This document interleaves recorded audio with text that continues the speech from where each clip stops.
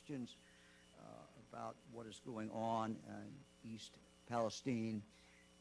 We've tried throughout this to continue to inform the public, everyone, but most particularly the people who are directly affected. So today, I've brought many members of our team together to talk about the current monitoring that is that's underway, and to really answer any outstanding questions that may still be out there. Today, I have experts from the Ohio Environmental Protection Agency, the Ohio Department of Health, the Ohio Department of Natural Resources, the Ohio Department of Agriculture, Ohio Department of Public Safety, the Ohio Emergency Management Agency, the Ohio Department of Transportation, and the Public Utilities Commission of Ohio. They're all in the room with me today. Let me go back to February 3rd, 8:55 p.m. when the train wreck occurred. While traveling through East Palestine on Friday night, February 3rd, a Norfolk Southern train derailed, causing a massive fire. Around 50 railroad cars were impacted by the crash, including 10 that were hauling hazardous materials. In addition to the fire, there was also serious environmental concerns. U.S. EPA and the Ohio EPA worked to slow the flow of contaminated water, while firefighters worked to extinguish the blaze. By that Sunday, 2 days later, concerns began to arise in regard to the temperature in one of the cars. I was on a conference call that night around 7:30 when that information was first given to me. Based on the conversations that I was hearing and information, it was clear that more assistance was needed in East Palestine, and so I activated the Ohio National Guard to go there, which they did very, very quickly. I was also informed on that call about the car where the temperature was described as very volatile, and at that moment was in fact rising. The fear was that this car might explode, sending deadly shrapnel in all directions. The next morning, I traveled to East Palestine. I met with those on the ground, those who had been working, those who represented the railroad, as well as the federal government. It was clear at that point that we were faced with two bad options. One option was to do nothing and wait for the car to explode. I had discussion with the representatives of the railroad, extended discussion. I brought Pennsylvania Governor Shapiro in that through my cell phone, and we went back and forth for a couple hours, trying to just weigh the risk, one versus the other. The risk of the car exploding was described to me as high probability that it could explode.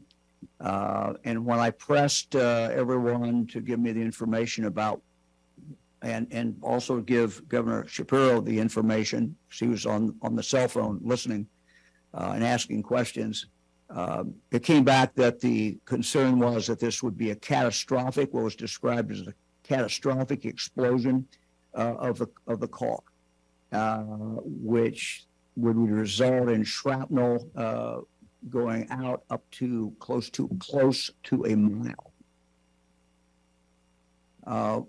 We also looked at what the danger was from a controlled release, which is what the railroad felt should be done. Again, Governor Shapiro and I spent considerable time, up to about 2 hours, as I recall, asking a lot of questions about how that would take place. We had the benefit of the Ohio National Guard that had done a modeling exercise. They did that in conjunction with the U.S. Defense Department, who gave them some additional information and help in regard to the modeling. The modeling was then produced into a map, I believe, that we showed everyone that day when we had our press conference. There was a red area that they described as the likelihood of death within that red area would be very high. There's an area outside that, the yellow area, where they also described it would be very dangerous to be there, but not quite as dangerous as it was within the red area. We then made the decision to go ahead with the second option, which was the controlled release.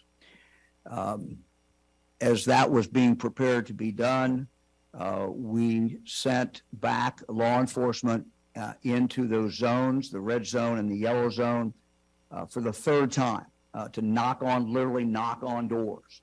And they described how they did it to me. They did it in very loud, did everything they could do to get, if there's anyone left in that house, to get their attention to come out. That was the third time that those houses, I believe, had been contacted. The individuals in those houses had been contacted. The controlled release did it in fact occur. It was, to my understanding, delayed a little bit. There was actually, when we at 3 o'clock, release was supposed to be at 3:30. We wanted to get everybody out of there. We had members of the Guard and the patrol and others who had the area cordoned off. We told them to leave there at 3 o'clock. Unfortunately, there was a couple of cars that came in, and they had to go get them out of that impacted area, or what would be an impacted area. So the release occurred, as I recall, about 4:15, 4:20, and we were monitoring the air outside that area, and the air continued to be good. Fast forward to the time when we opened it back up a couple of days later. We had sent in members of the Ohio National Guard and had their protective suits on to measure the air. And no one went back within that area or was allowed back in that area until they could come back and tell us that the monitoring was consistently good. In fact, the monitoring showed that the air was basically what it was prior to the actual train crash, what we would have expected it to be at that time. People were then let back in. Our environmental teams remain in East Palestine, where they're working directly with the railroad and others to ensure that the site is thoroughly cleaned up with no shortcuts. This morning, I called Alan Shaw, CEO of Norfolk Southern. He and I have had contact numerous times since the crash. I discussed with him many of the concerns that we're hearing from residents of East Palestine.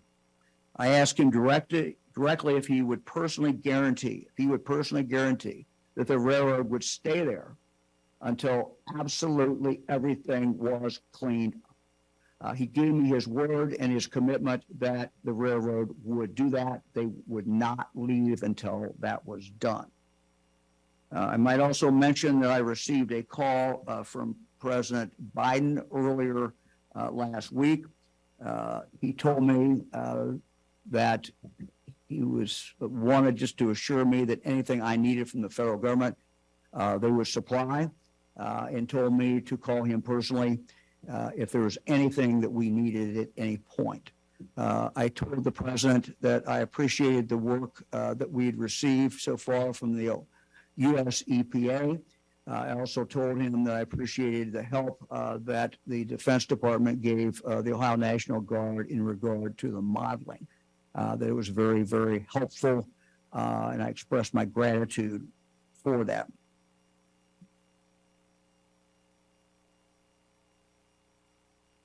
Let me also say that J.D. Vance and Congressman Johnson have been in touch with me. In fact, I just talked to both of them a moment ago again. They've expressed their interest in doing anything that needs to be done. I know Senator Brown has as well. And let me just now talk about something that I did learn today, which I think does impact Congress. I learned today from the PUCO, Ohio's PUCO, that this train was not considered high hazardous material train. Let me repeat this. This train apparently was not considered a high hazardous material train. Therefore, the railroad was not required to notify anyone here in Ohio about what was in the rail cars coming through our state. I would think that the members of Congress, and I would ask them to take a look at this. Even though some rail cars did have hazardous material on board, and while most of them did not, that's why it was not categorized as a high hazardous material train. Frankly, if this is true, and I'm told it's true, this is absurd, and we need to look at this, and Congress needs to take a look at how these things are handled. We should know when we have trains carrying hazardous material that are going through the state of Ohio. So I ask Congress to take a look at this and again see what they can find out, and if those facts as I related them are true, to take the appropriate action. So let me now get down to sharing the information that we have. Let me just state again, we will continue to do this. We're not leaving either.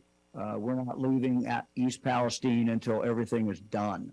And we have, as I indicated, a number of agencies from the state of Ohio that have been involved, and they will continue to be involved as we move forward. Let me now ask Mary Mertz, the director of the Ohio Department of Natural Resources, to come up. I think Steve Gray was going to come up as well and discuss the question about the dead fish. I know that people have been seeing the dead fish. They want to know what is going on, whether that is continuing to be a problem.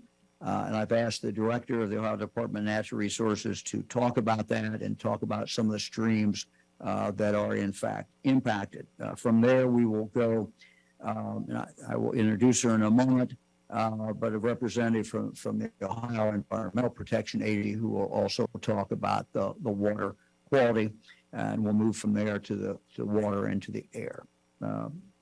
Director Mertz. So I wanted to start off to give you just a little bit of context about the waterways we're talking about, where they are and how the water flowed. So I think Steve's going to help me out here. So the initial water impact was at Sulphur Run. Were you able to, can you find that on there, or do we need to use the map in your hand? So it'll be up here. So above this map, but we have a smaller map here. The initial impact was at Sulphur Run, leading down into Leslie Run to Bull Creek, and then a portion of the North Fork of Beaver Creek. So essentially, for our purposes, we looked at 4 different waterways over a space of about 7.5 miles and what the environmental impacts were on those streams and tributaries. I mentioned, Director, what's beyond that as we move towards the Ohio Road? So the North Fork of Beaver Creek leads into Beaver Creek, which I'm lost. I mean, we eventually get down there. So, Yeah, Beaver Creek does go directly into the Ohio River. Yeah, go for it. so the North Fork of Beaver Creek goes into the main stem of Little Beaver Creek, which is a state scenic river, and then that flows into the Ohio River. So that's the essential geography we were looking at for this. And, the Department of Natural Resources, part of our mission is to preserve and improve Ohio's biodiversity. So our concern in this case was what was happening with the aquatic wildlife. And what we have discovered through the testing and sampling that's been done is that very early on, we have estimated, based on our sampling and modeling, about 3,500 dead fish across that space, across those streams, tributaries, waterways, 12 different species The good news is that none of those species are threatened or endangered, but that is still a loss of wildlife, so of concern. Especially when we reach the Beaver Creek, this state wild and scenic river, where we are especially protective of what we have there. So some of the species, creek chub, mottled sculpin, stone roller, I think we have some pictures somewhere of what those are, but 12 different species, none threatened or endangered, but still a loss of life all the same. The one species we will be looking for, we have no evidence yet that any have died, but this is really an area of focus for hellbenders, which are federal and state endangered. And so we will be doing some monitoring in the months to come to see if any of them did die in the initial release into the waterways. So good news, there doesn't appear to be any increase in the fish or aquatic creatures killed since the first couple days of the derailment. So wildlife officers have been there every day on the scene, working with contractors who are in the water, doing the net sampling, making the estimates, and we will continue to monitor and watch what's going on and eventually hold those responsible accountable for the loss of wildlife in the area. We don't have any evidence of non-aquatic species suffering from the derailment. Haven't had any concerns about that, not only here, but we also communicate with the Pennsylvania Game Commission as well, and they haven't heard about that either. So that is essentially where we are with the Department of Natural Resources, and I think, well, the governor. Director, thank you. Thank you very much. She'll be available for questions. Let me invite now Tiffany Cadillac from the Ohio Environmental Protection Agency to come to the microphone. We have on the screen from East Palestine, Kurt Kohler. Kurt, you may remember at our previous two press conferences was available and discussed what the situation was. We're asking them to tell us the very latest measurements coming from the site. Thank you, Governor. Hello, I'm Tiffany Cadillac. I'm the Chief of the Division of Surface Water at Ohio EPA. And speaking of the derailment on February 3rd, we speak that it occurred at the location of Sulphur Run, and Norfolk and Southern are actively aerating Sulphur Run and have containment within the 1.3 miles that Sulphur Run leads into Leslie Run. Sulphur Run remains contaminated, but we're confident that it is contained. Data from February 4th, the day after the train derailment, down gradient on Leslie Run and Norfolk Little Beaver Creek showed very low detection levels of contaminants and mostly from fire residual chemicals. Data from February 10th, more recently, showed low levels of only two contaminants, butyl acrylate and ethyl hexyl acrylate. Both are volatile organic chemicals in Leslie Run, the one that's directly below Sulphur Run. The butyl acrylate dissipates to non-detectable levels once it gets to the North Fork of the Little Beaver Creek. And the other one, ethyl hexyl acrylate, dissipates to non-detectable levels once we get to Little Beaver Creek. We have not detected any vinyl chloride in any of the down gradient waterways. Both the February 4th and the February 10th data are available now on Ohio EPA's website that's titled East Palestine's Train Derailment. The spill did flow to the Ohio River during that initial slug, but the Ohio River is very large, and it's a water body that's able to dilute the pollutants pretty quickly. Ohio EPA and other state agencies have been working with the Ohio River Valley Water Sanitation Commission, some may know as ORSENCO, to track the contaminant plume in real time. It's moving at about a mile an hour. ORSENCO's tracking allows for potential closing of drinking water intakes to allow the majority of the chemicals to pass. This strategy, along with drinking water treatment, like oxidation and advanced treatment like activated carbon are both effective at addressing these contaminants and helps ensure the safety of the drinking water supplies. So we're pretty confident that these low levels are not getting passed on to the customers. Would you like me to pass it to Kurt? Let me ask you one question. Yes. You might explain, you talked about the containment, what steps were taken to contain it in that initial spill area? Yes, and I think that's why we have, I think Kurt Okay, can. Kurt, do that. Yes. Okay, good. Want me to answer that, Governor? You want to answer that, Kurt, and then you can kind of give us a report from East Palestine. Okay, I'll be glad to. Thank you, sir. And we're, again, you're hearing the results. You heard us speak about it before. At the beginning of the spill, we were on a defensive posture, as the governor kind of talked about. It was safety first. You had to attack from the outside in. Since the conditions have changed and removal of the threats from the rail cars, the cleanup in the emergency phase has been on the offensive. Not only with multiple containment points and in situ treatment in Sulphur Run, working with Norfolk Southern and our other partners, kind of as a management plan for this cleanup, again, the emergency phase, where we targeted 3 sites, or we used 3 different names for it. We have the wreckage area where the cars are still being staged. We have Pleasant Road, where we do know we have gross contamination present on the ground and still in the 2 ditches. And we have the waterways. The waterways have been targeted and our concern from the onset of this. We did get initial dams, dirt dumped into the creek to stop the flow, or the booms, the oil containment booms, to stop the floating product. From that point in time, we did use very tried and true methods, but we've been able to build those up. Aeration and sparging units that increase the efficiency of the breaking down of the dissolved phase of the contaminants present. We do. Again, Sulphur Run, we have it contained. It is our control area.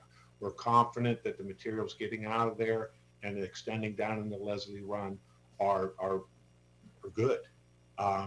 There is residual material in Leslie Run. That's some of the explanation why there is still some of the detections. We do have aeration in Leslie Run.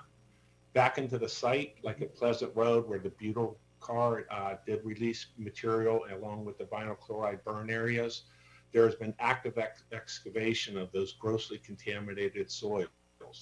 2 ditches that run parallel to the tracks, North Ditch and South Ditch, would both drain into Sulphur Run, have been blocked off. The water that naturally flows in there from the wetland is being pumped around so we don't augment any contamination and continue to push high levels of contaminants downstream. And then excavation of that material has already begun. The center line of the track where butyl acrylate was puddled along with vinyl chloride residues is actively being excavated. It is a constant source reduction, again, with the target of moving over into the remediation phase. We're trying to get rid of, again, the high level gross contamination. Ohio EPA's emergency response, along with other support from our multiple divisions, have boots on the ground all day, every day since the onset of this incident. I'm confident that we'll get it to a stage where it's safe to transfer over for remediation. Thank you very much. Let me ask you one question. Yes, sir. And then if you'll stay around, because the media may have some questions for you when we finish. Yes, sir. How far along is this removal of dirt? My understanding is they're going down 1 to 3 feet down into the ground, but how far along are they in regard to that?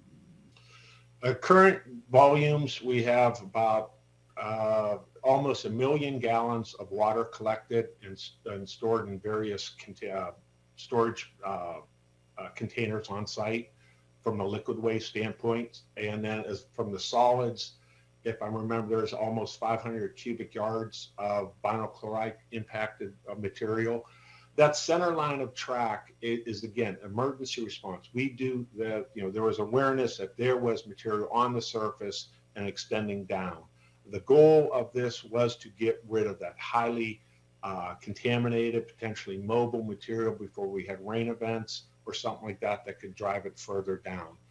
This initial phase, some of these pits, sir, are now about 700 feet long and about 8 foot deep in some areas. And this main excavation going now there's some stability issues. So I think they're reporting about 4 to 5 feet below ground surface down to a hard packed clay. And that is going all the way from Pleasant Road into where the main derailment occurred. So it'll in the range of 1,000 foot or more. Do you have any idea what percentage of the work is done yet, roughly? From the emergency response phase, that's something we're working. We still have our action items, the ditches, the center line. Again, the waterway is primary. It's moving along. I would hope next week a lot of the emergency response phases, high-end daily activities should start to drop off. Kurt, thank you. Stay on there in case we get questions. Thank you very much. Appreciate it. Appreciate the work you're doing. Thank you. Let me now introduce Dr. Bruce Vanderhoff, the Director of the Ohio Department of Health. He's going to talk about exactly where we are in regard to the air, the water, and everything from the public health point of view. And Dr. Vanderhoff, one of the things I would ask you to address is the odor. I know people are still smelling an odor. And I wonder if you can, comment about that and what the significance of that is. Well, thank you, Governor. Let's begin by just talking about the chemicals. And the fact is that for the most part, most of the chemicals that we're worried about and that we're talking about fall into a category known as volatile organic chemicals. And you heard that mentioned before, or compounds. Now, volatile organic compounds, or VOCs, it's important for us to recognize, are actually a part of our everyday life. So if you go this afternoon on your way home to pump gas in your car, you're being exposed to volatile organic compounds. You are. If you are burning wood or natural gas in your home, you're being exposed. And certainly, if you are smoking or you live with someone who smokes, you're being exposed to actually fairly substantial levels of volatile organic compounds. Now, the good news is that most people can be around these volatile organic compounds at low levels without really feeling health effects. However, at higher levels, especially over a longer period of time, then we can have longer-term health effects. And that's why there is the concern around these compounds. So the goal from a health point of view in a situation like this is really to make every effort we can to reduce the risk that we're going to take those volatile organic compounds into our bodies. And there are really two paths for that to happen. One is what we breathe, and the other is what we consume. So the effort, as you heard it described, really began at the start with trying to make sure that we had a safe environment as it related to the air that people were breathing. For us as human beings, we've got to breathe. We can't avoid the air. The air is there, we need it, and so it has to be clean, it has to be safe for us. And the good news is, and you heard the governor describe this, by the time we were at the decision point for potentially bringing the people who had evacuated back into the impacted area, we had on hand air testing that told us that the air really looked pretty much like it did before this event ever happened. So that gave us really great confidence when it came to that aspect. But then there's the second aspect. Even after bringing people back, we made it clear that, hey, the next piece of this is your water source. We want to test that. Now, the good news is the majority of people who live in the East Palestine community are in fact on municipal water. And those municipal sources are deep wells that they were able to intentionally reserve using the most distant ones only for feeding the water supply. But nevertheless, there are quite a number of people who are on private water systems, mostly private wells. We have strongly encouraged all of those people on private wells to get their wells tested, and that will be done at no cost to them. This is something that is part of the remediation, and it's very important for the reasons I just described. Now, if you are one of the people who live in the impacted area and have a private water source, you're not on municipal water, I'd encourage you to call a number. I'll read the number out. You've heard it before. It's 330-849-3919 and indicate, I believe I'm in the affected area and I'd like to have my water source checked. Now, we're strongly recommending those who have not yet had their water source checked to use bottled water. And bottled water is being made available again. Same phone number that you can call if you need access to that. This is going to be particularly important if you are pregnant, if you are breastfeeding, or if you're preparing formula for an infant. So we would encourage you to avail yourself of that water. The bottom line is that from the very start of this, we have taken every step possible to assure that people's safety was first and foremost. And that with the compounds that we're talking about, in consultation with experts at the national level, we have first made sure that we were providing a clean atmosphere, clean air, and now we are actively working to assure that people, for the long run, have clean water. Thank you. Thank you very much. We're happy to take any questions for anyone who's yeah.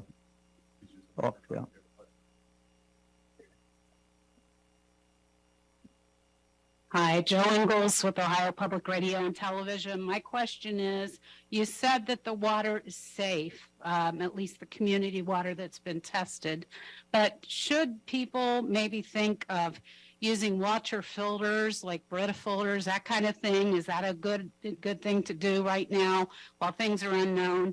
And should people just go ahead and do bottled water in the meantime? At this stage in the game, we are recommending that people in the community consider using bottled water.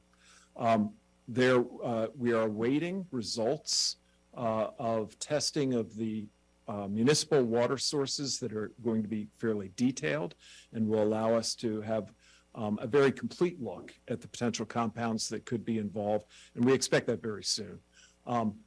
You know, from my point of view, using bottled water for a short period of time is pretty easy to do.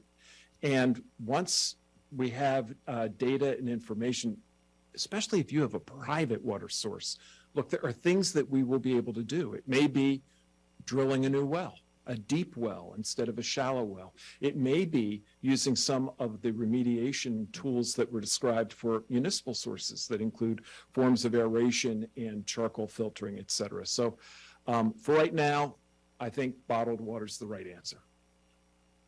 Hi, this is Ashley Bornanson with WBNS. I also have a question for you, Doctor. In terms of that radius of those who should be drinking bottled water, how far does that radius go? Could this impact Central Ohioans? And what could that impact be on the current health of those who might have been intaking this water? Thank you. So we're very confident about, and there are maps in the that are available in the community of what we believe to be the impacted zone for these wells. And if people call that hotline, they'll be able to access that. For people more distant, I'm going to turn to some of my colleagues from the Ohio EPA to describe again that process of testing. If you're in Central Ohio, this is really not relevant to your water source. If you're actually in most of the rest of Ohio, we're really talking about those who have municipal water sources coming off of the Ohio River And I'm absolutely confident that Orsenco and the local communities, along with Ohio EPA and US EPA, are using every appropriate caution to assure that there's no public health impact. So then you want to do the Ohio River again. Sure. Important. Yes, it is important. We know that there is a plume moving down the Ohio River. So all of our neighboring states, state departments, and Orsenco are in constant communication about the location of the plume. We think it's on its way around Huntsville or Huntington, West Virginia now. And so all of those water systems are in constant communication on when it may be at their intake, and they're either shutting down and or using the treatment available that they have on site. So we think that's the only southern part of the exposure that there might be from the site. For that second part, could there be any health effects of those who have already intaken that water? We're seeing very low levels of contaminants, and so all of the treatment being done at those water systems take out any contamination before it finished water. So I can't envision that there would be any risk that has already occurred from the drinking water systems on the Ohio River. I have questions about water as well. So, I'm Nick Evans with the Ohio Capital Journal. I just want to make sure that I understand what you laid out. Okay, so it goes Sulphur Run, Leslie Run, Beaver Creek, Ohio River, correct? North Fork, yeah. Okay. So you said that sulfur is contaminated, but you think it's contained. Leslie, no vinyl chloride, but ethyl butyl and ethyl hexyl. Okay. Yes. What's in the plume? That was the initial slug that we talked about that were the fire combustion chemicals that we detected that are showing up. We have data that's on we showed hundreds of detections on that initial slug that went through into the Ohio River, but they're no longer being seen in the smaller tributaries except for those two chemicals. Okay. So in the plume, though, it's just the ethyl hexyl and the In the Ohio River? Yeah. Honestly, there's probably, it's the fire contaminant combustion materials. It's not free product per se. It's volatile organic compounds. There could be multiple, but not necessarily just the remaining two that we're seeing in the smaller. That makes sense. Yes. Okay, you're welcome. You want to talk about the dilution at that point? In the Ohio River, what are you seeing in the Ohio River? So very, very low levels of volatile organic compounds in the Ohio River itself. Probably it helps that it has been very diluted, and we don't expect any higher concentrations to follow than the initial onset of the plume that we're tracking. You're welcome. Follow up on the plume. When you mentioned the fire combustion materials, are there concerns about PFAS and similar contamination?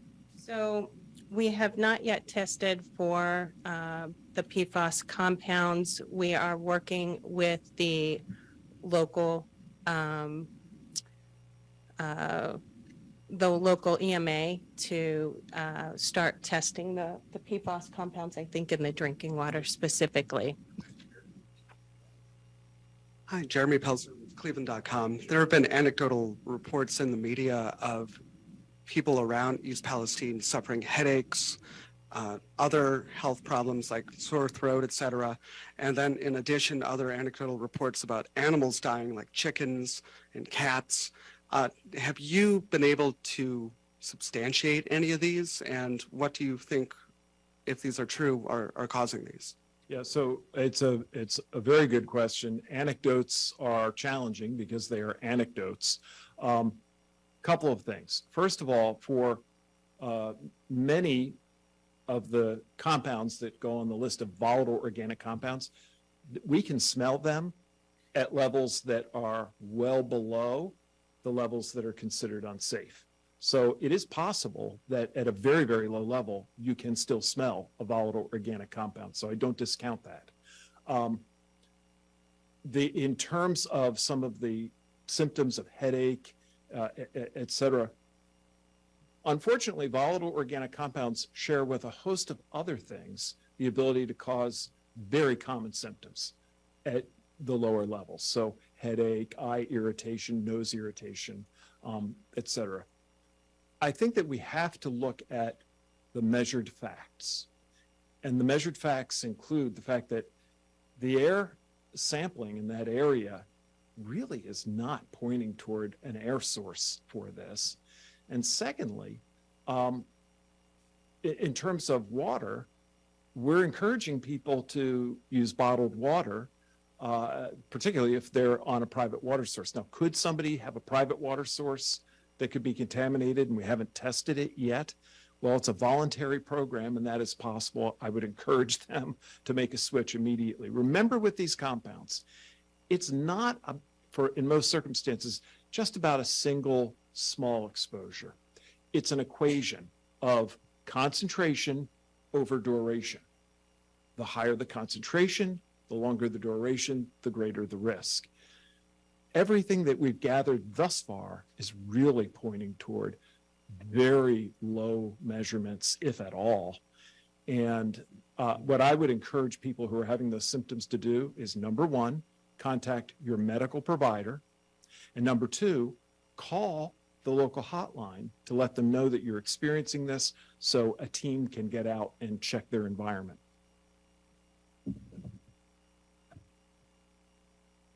Governor, I don't want both of my fellow members and me here to get over there.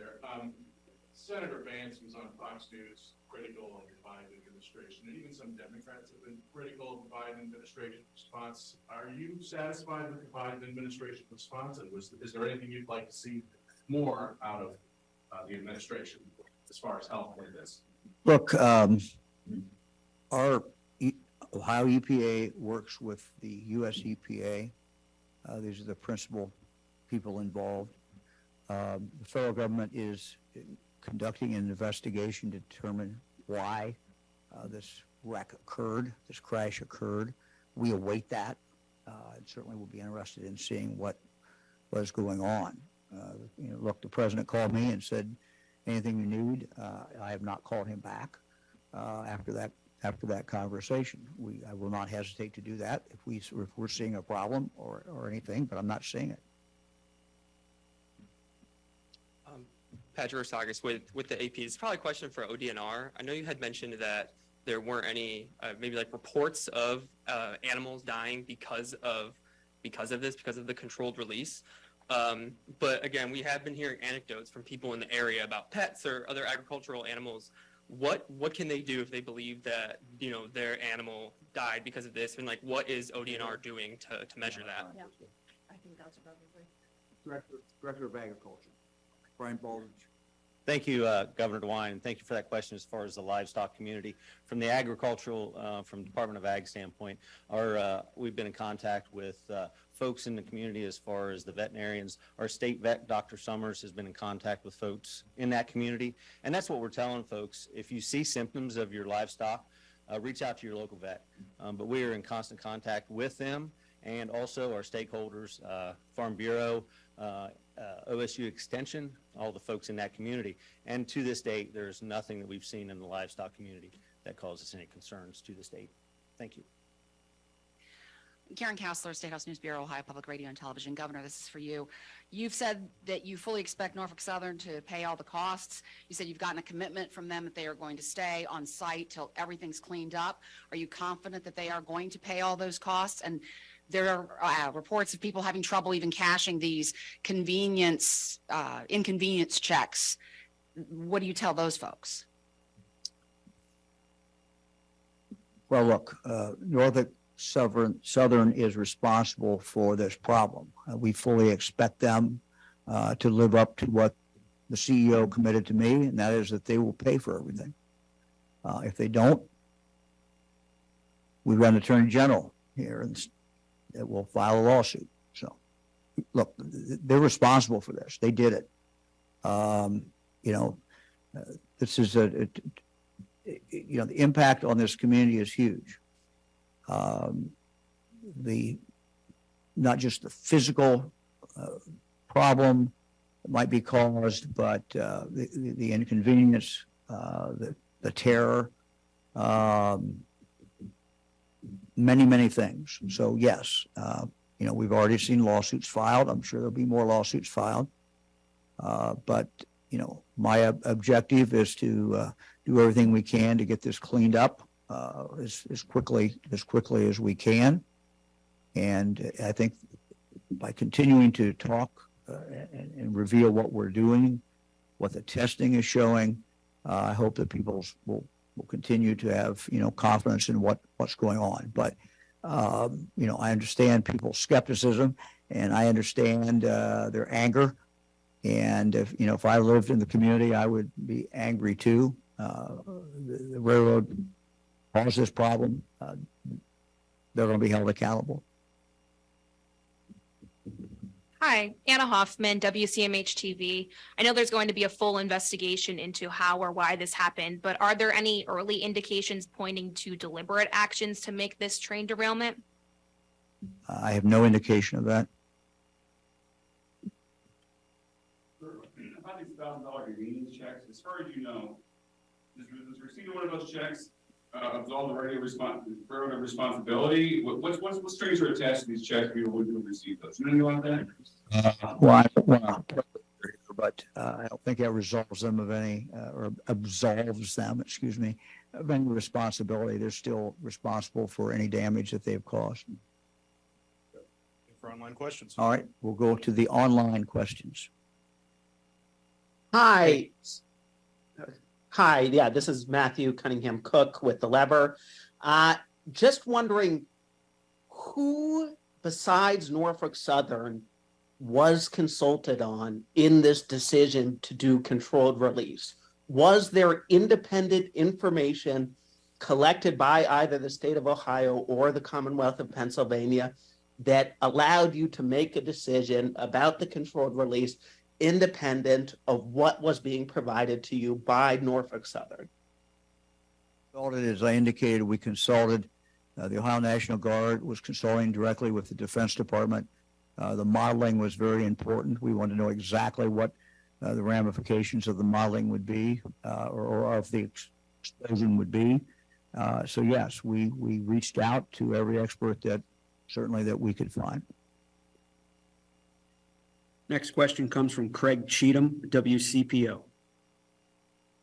Good afternoon. I just want to mostly make sure that I'm understanding what several of the speakers have said.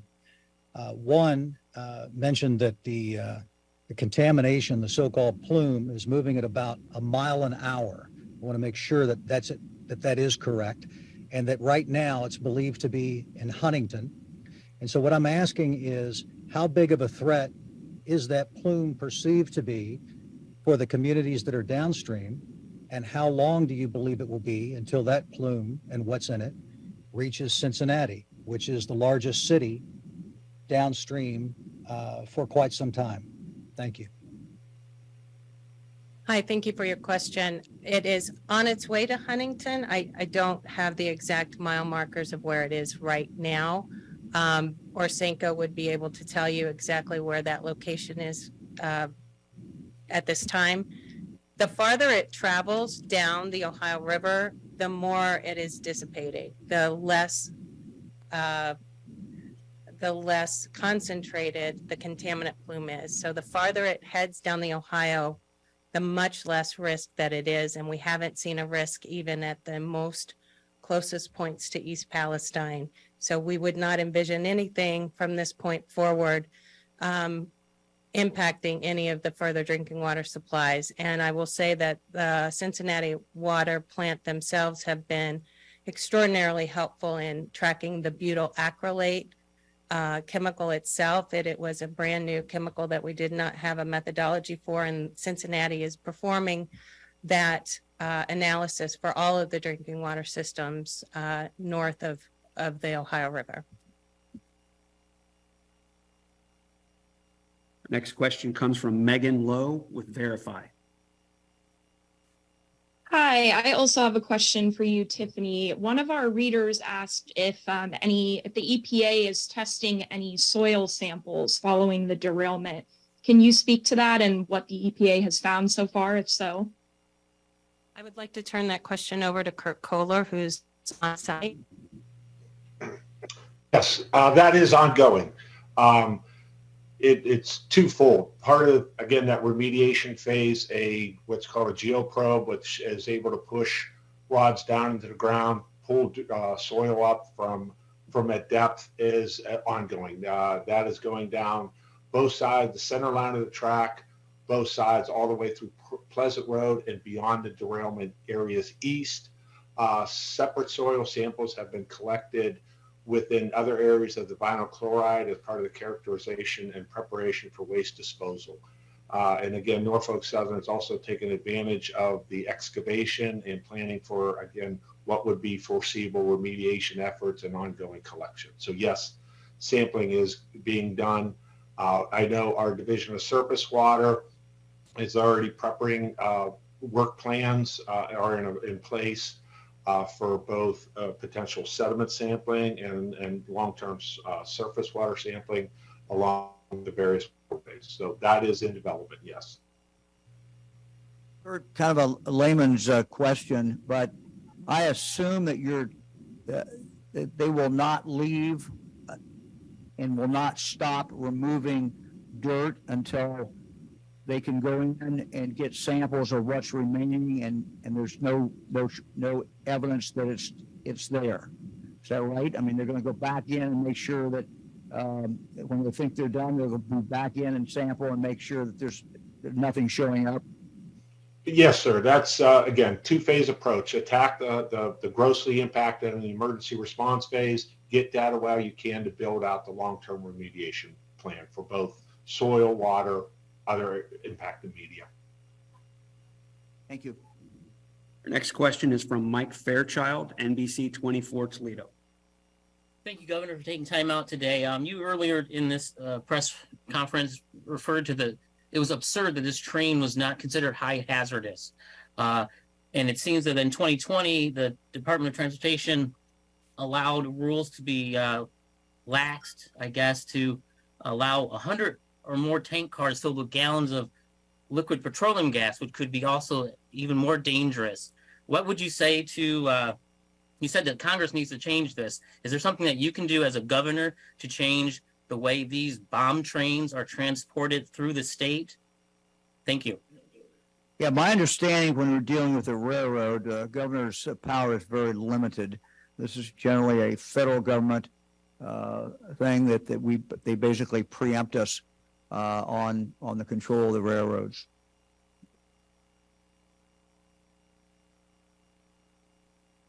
Our next question is from Emma Henderson, WKYC in Cleveland.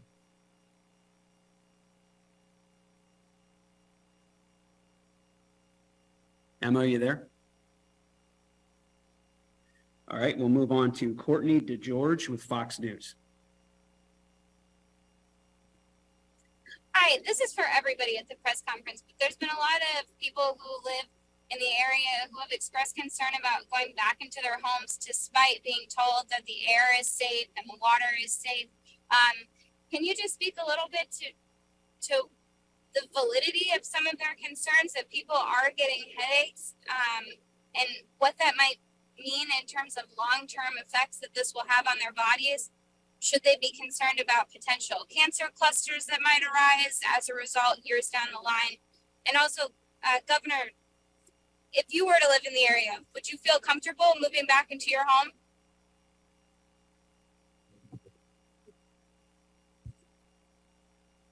Look, I think that I would be drinking the bottled water, and I would be continuing to find out what the tests were showing as far as the air. I would be alert and concerned, but I think I would probably be back in my house.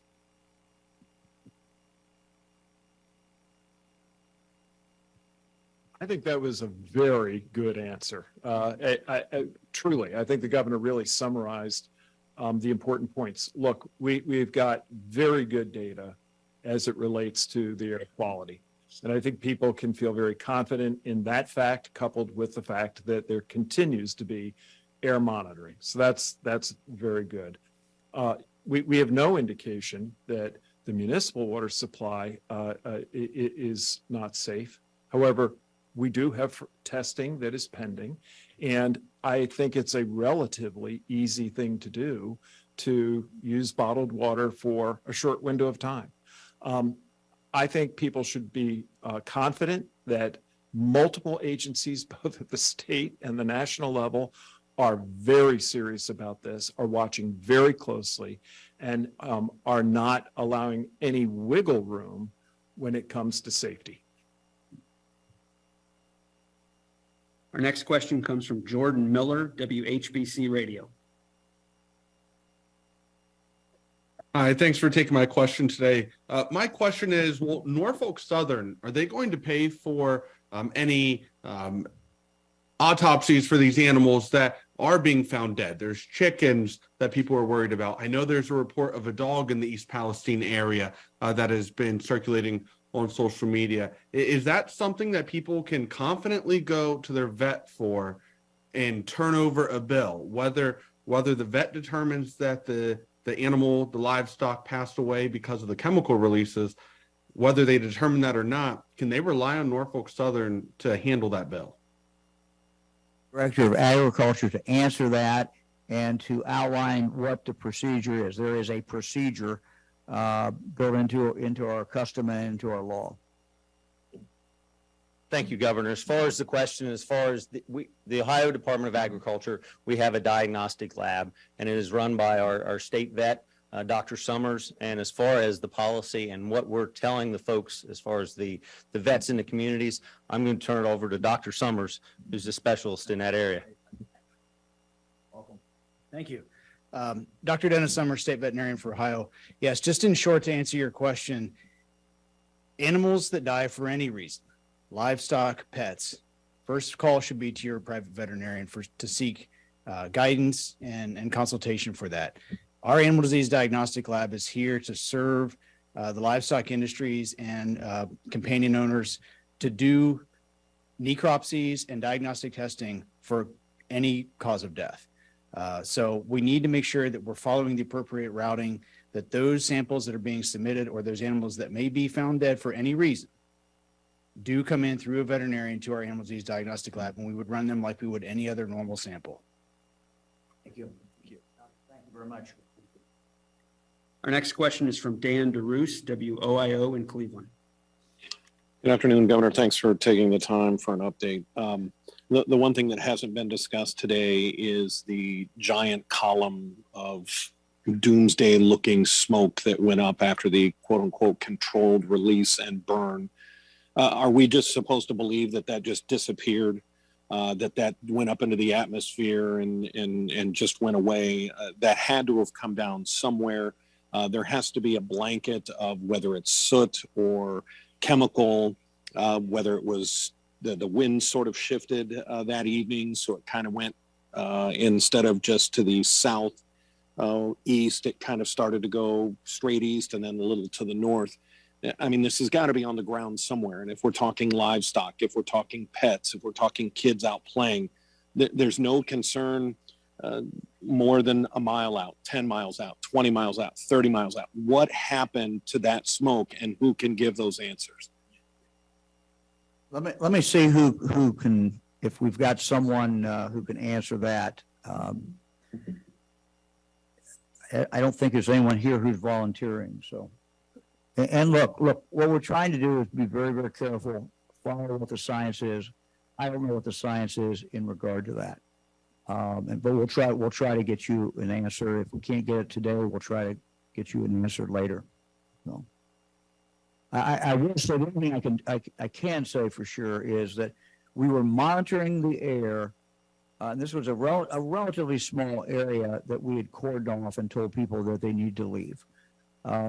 We were monitoring the air in real time when that went up in the area right outside there. And that quality of air remained good the entire time. We later, the next day, went in, of course, within that area, the red area and the yellow area. But at the moment when it went up, we were still getting readings. My understanding is they're still getting readings right outside that area that indicated that it was good. But I cannot answer your question. What happens when that goes up? We'll see if we can get you an answer. Governor, this is Kurt. I could add to that. Following the fire and the predicted plume, various communities did report odors or haze, and teams from both US EPA and all did respond to those areas throughout the night to verify them. And again, no elevated readings did occur for those constituents. So that did go on throughout any of the areas where citizens were reporting problems outside of East Palestine. Our next question is from Deanne Johnson, Youngstown Business Journal. Yes, Governor. Real quick, the soil that is along the tracks, I'm hearing that they're talking about they're excavating it and pulling it out of there. Twofold question, the trains continue to go through. Is that safe to have those trains still going through there if things are a little unstable? And secondly, where is all this soil going? There's talk of things that are sitting in East Palestine Park in large containers. Is that where the soil is being transported? Let me ask Kurt if he knows. Yes, the soil that is being excavated out there's three staging pads on site within the footprint of the spill zone. Underneath those are heavy plastic sealed liners with berms. Any water from either leaching out of the soil or anticipated rain would be collected on a continuous basis. So that soil is being managed. It will be properly analyzed and shipped off for disposal. So that's what's going on in that. As far as train safety, Norfolk Southern has made us aware we have to do all their safety briefings when working in those areas. They have complete control over the tracks. So anytime a train is coming through, it comes through at a reduced speed and the work has to stop while a train passes. So they have complete control over that. The wastewater storage, those big blue mobile storage tanks, they do hold 21,000 gallons capacity. We have them at various staging areas, depending on the work locations, like the one you referenced in the park is in the event we would have to pump material from the creek into those. Again, they are safe, they're sealed off. You don't have any direct access to the material inside. And they also inside secondary containment in case something would happen to those containers. So that's how waste is being managed on site. And we work with Norfolk Southern daily on that to monitor. When we have people from our hazardous waste unit group working with them directly, again, boots on the ground every day. Okay, our final question today is from Dylan Carr, the Ashland Source. Hi, thanks for taking my question here. We have readers in Ashland, Richland, and Knox counties, and they've expressed concern in the air and water quality in the aftermath of this. How concerned, if at all, should these people be? And if they should be concerned, even just a little bit, what steps should they take in terms of obtaining testing kits or anything like that? We'll start with the surface water. As you saw from the maps that we showed, the surface water is heading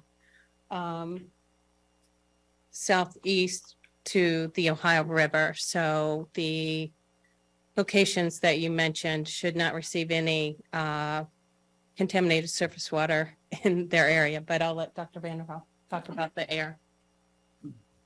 Yeah, I think that they can feel very confident. Again, we have to think about the dilutional effects that happen as well as the predominant winds. I would not consider those communities to be at high risk. And again, we've been very careful about the water. We will learn more as we are doing the surrounding private water well testing. But again, their underground water sources are not in the zone that we would expect to be affected. We've had a request for you to repeat the number. If Oh, someone wants yes. testing. Yeah, sure. I do have that. And I put my notes away, so let me grab it here. It is 330. Let's see here.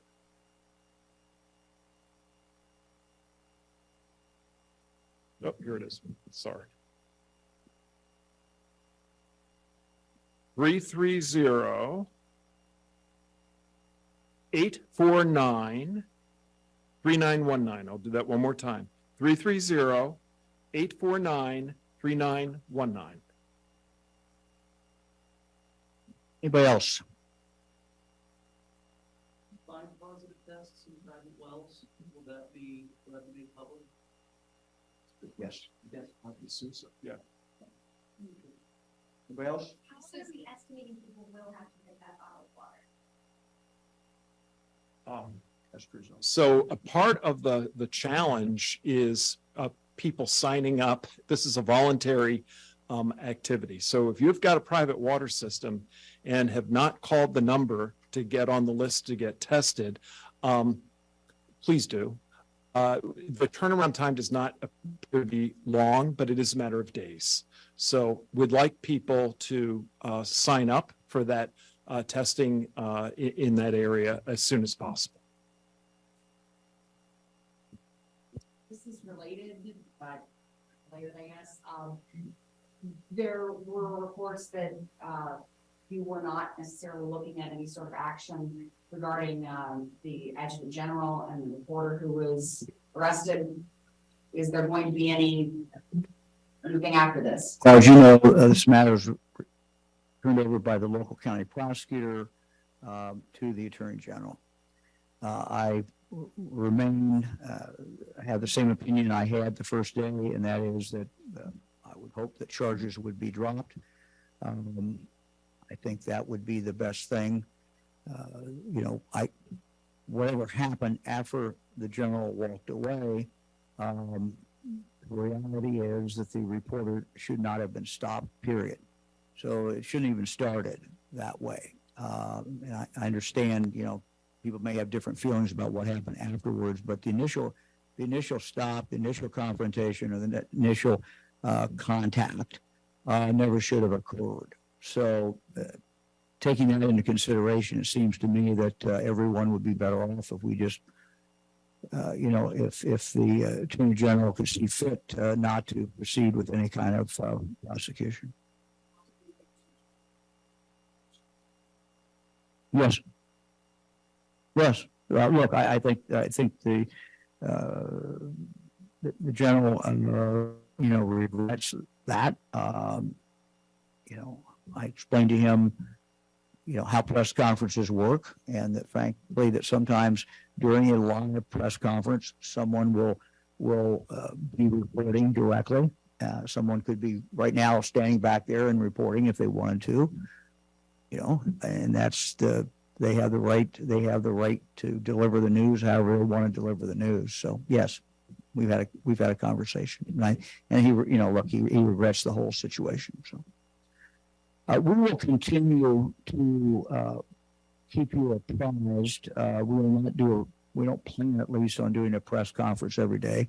What we do plan on doing is every day, at least once a day, release the information, any new information that we have. So you can expect that to come from the governor's office. You can expect that to come as a kind of a day's summary of what is going on. That does not mean there won't be other information that's posted in different forms, but coming out of the governor's office, we're going to try to summarize it once a day, get it to you in time so that you can utilize that. So thank you all very much.